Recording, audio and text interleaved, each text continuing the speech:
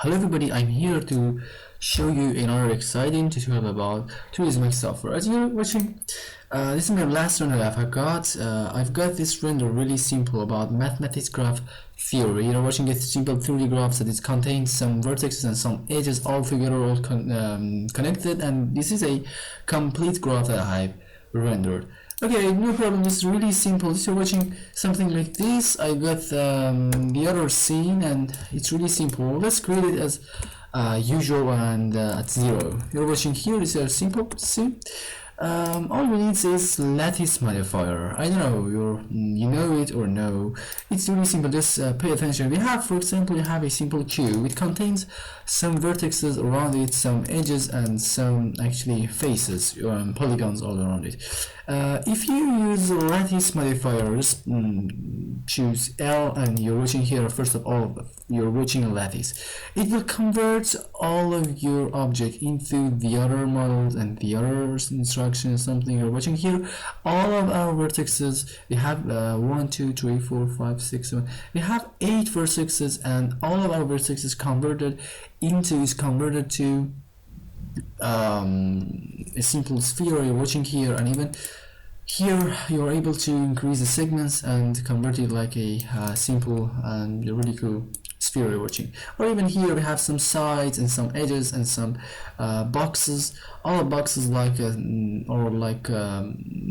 simple sedans you're watching here. We're able to increase the size up to 100. Okay, it's done. This is a simple instruction that I've created. But first of all, we should create our base object. Our base object will be really important to use and use interesting model. Just go on extended primitives. Here we're going to use Hedra. Okay, you done? Very simple. And here we're able to use some different families like tetra, octa, dodec, or stars bound, second star, or whatever you use. I use dodec, and here you can use some p families, p family numbers. Different numbers appear here, and it's really simple. You're watching. Okay. We're able to use it, and actually you must depends on you and in your mind and your opinion which render and which model you want to create. We're following the same way and same instruction, but our forms and models are different altogether.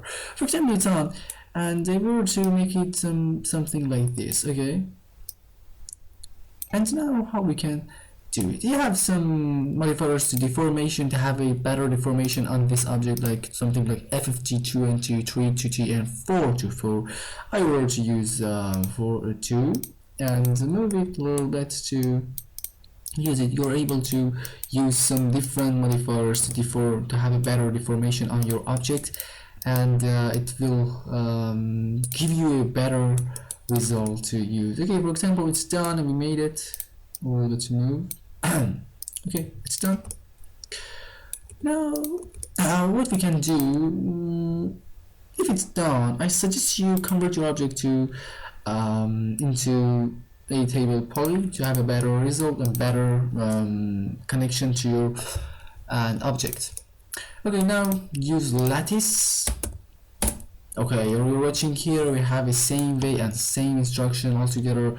All of our edges comes to a simple box, and all of our vertices converted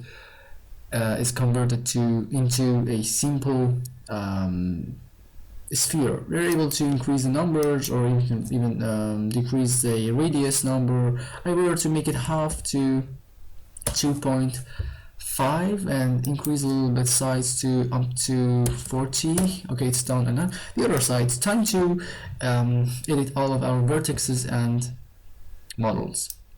The radius, for example, on 10 centimeters for radius, and increase the segments up to 26, and it's done. We made it. Let me show you here. We have something, some simple parameters altogether here. For example, joint from vertices. Only from vertices it will appear you and show you a simple all of your vertices. Here only have edges.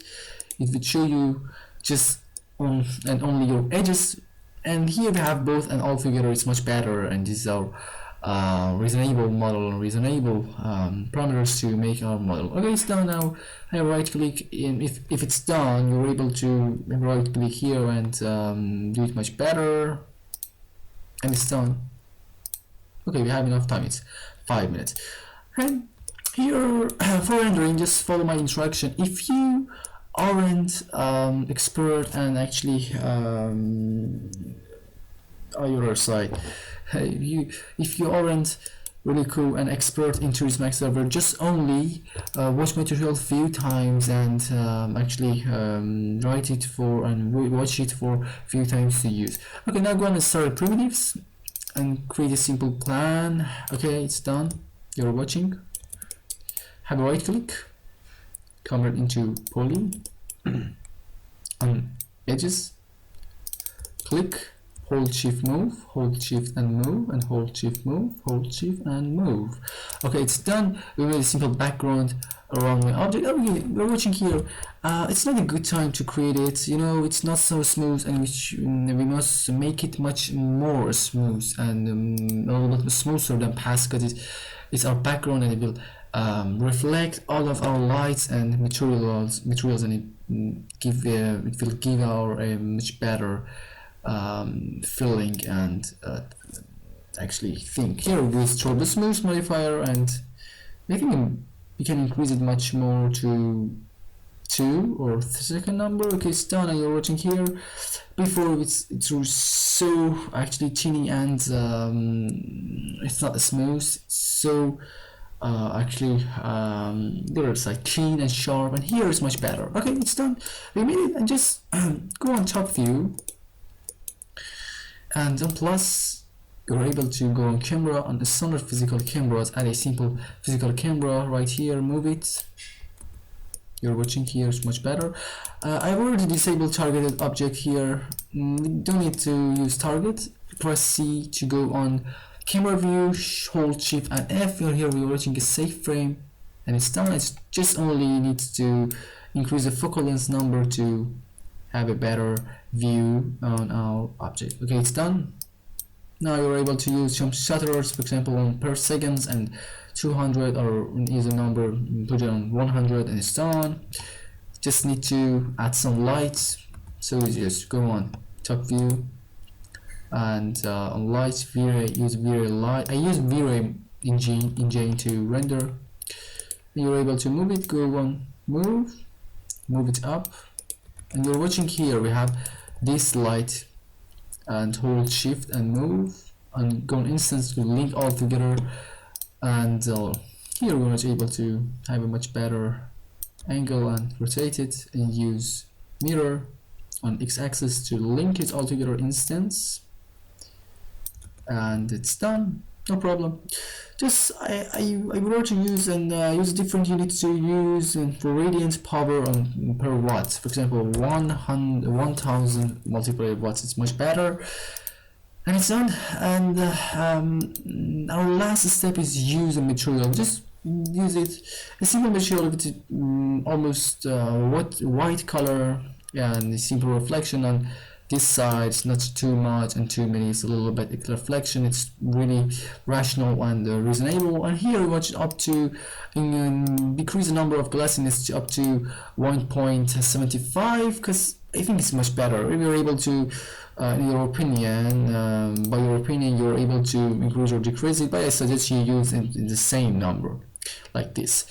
And here we have as you're watching here, my last render was something like this, and it's metal material that is reflected our light and our material, and so easy you're able to use it. Just use a black color for diffuse, or even remove the Fresnel reflection, and go reflective number. Click here on general maps. I use a complex Fresnel plugins. I have installed this plugin so easy. Just search it. It's a really light, and actually a light file that you're able to I think that per kilobytes. You're able to install it so easy on your root folder, your 3ds Max server plugins folder, and it really it doesn't have any problem. It has all of the methods actually raw presets of all the metals like silver, aluminum, gold, cobalt, copper, or iron, nickel, and whatever you want to use. And it's really cool. For example, I use silver here, and I would also use a matte metal material. I use it in the same number like this, and 1.75. Depends on you and your idea. Okay, it's done, and just click here and assign it. You're watching here, it's black, but in render it's done, and really cool. You're watching, it's done. And for rendering settings, is really simple. Just use a very low irradiance map, use expert here, expert, and use ambient occlusion. It's so easy. You're also going to use very low because it's a test render, and doesn't have any problems. For subdivision materials and subdivision number, I think it's a 50, it's cool. And for common tabs, you're able to use this side, and now it's ready to take a render. Okay, it's done. We have the same models. Okay, it's really cool.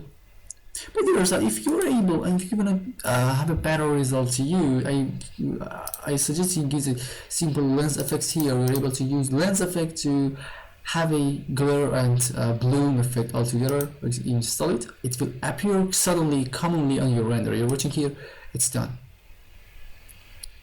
And it depends on your render settings to waste your time and take time to render. I think it's completely okay. It's done. Okay, we're to actually stop it. Okay, it's done. Hope you enjoyed, like it. Please subscribe my channel if you're interested in CG, and like it. Please follow me on Instagram. I will post some contents like rendering, like animation, like tutorials about 3ds Max software and whatever, or something like photographic, and any other, and whatever you want to use.